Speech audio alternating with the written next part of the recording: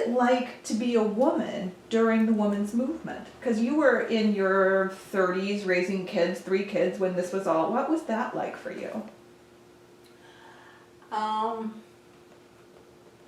certainly agreed with it. I think that women were certainly not appreciated and often put down. Like, for example, when I worked for the telephone company and I got married, because I was a married woman, I had someone to take care of me, so I didn't need a good job.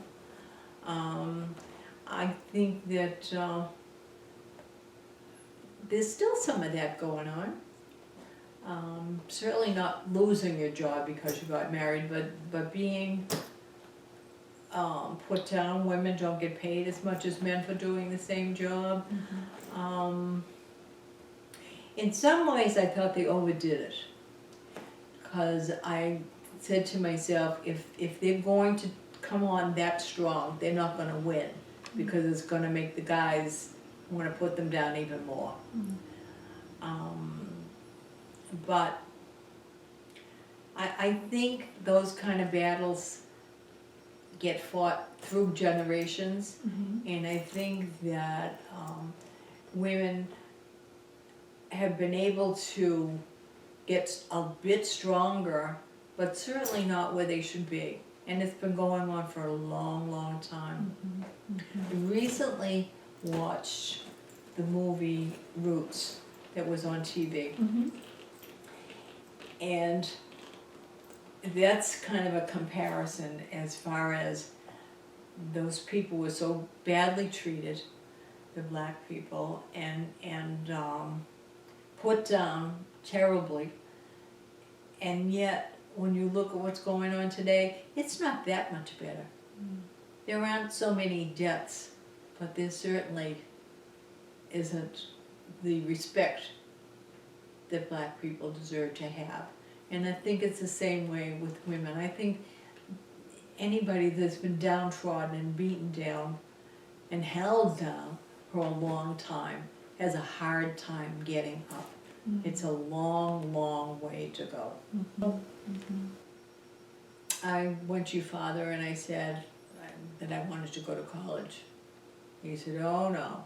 He said, if you go to college, you're going to change, and life will be different around here, and I don't want you to go to college. I said, I'm going to college.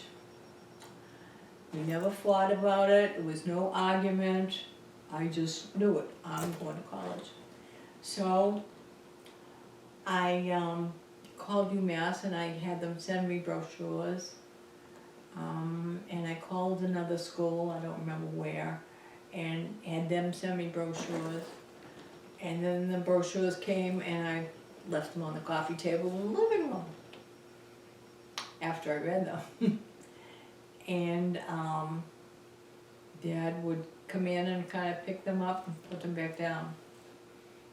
He said, yeah, I got a couple of brochures. I said, I'm really interested in going. You cannot go to college. There's no need of it. You don't have to go to work. You're not going to go to college. Okay. Didn't argue about it. Said, okay. Had more brochures sent. Oh, here's one from BC and here's one from Northeastern and whatever. And they going in this pile on the coffee table. And Dad said, now just don't even think about that. I said, I really would like to go. And then I got some money on my own. I don't remember how. I don't know if I got some kind of a paid position when I was doing volunteer work for the drug treatment program. But I could afford to go to college. He didn't have to pay for it. And I decided it wasn't going to change me. So I stopped having the brochures come, and I just said, I really do want to go to college, and I have to get these applications in. And I think I want to go to UMass. He said, okay, you can go to college, but I don't want anything in my life to change. I want you to be the same, and I want our lives to be the same. Okay, so I agreed to that, and I went to college. I never went to a nighttime class. I was generally home when your kids got home from school, and his supper was always on the table on time. And if I had a paper to write, and some client was in from out of town that he had to go out to dinner with, and I had to be there, I went, and my paper got written at 2 o'clock in the morning, but that was the priority, that nothing changed at home. So I kept to the bargain, and then I graduated. When I graduated, I said, this isn't enough. I need a master's degree to do whatever it is I'm going to do. I wanted to do some kind of counseling. And so then I decided I was going to BC, because I called different colleges and had them send me brochures and information about the program. I talked to someone at UMass Boston, and they suggested one thing might be social work. And social work would give me the opportunity for counseling and also to help people, because that's something that I really wanted to do. I wanted to be able to help people. And I applied to them all. There were 3 schools of social work in Boston. One was BU, Simmons, and BC. BC had a more extended program. They had a program in, I can't remember now, but their program looked the best to me. It offered me more resilience, more things that I could do. And so I applied to all 3.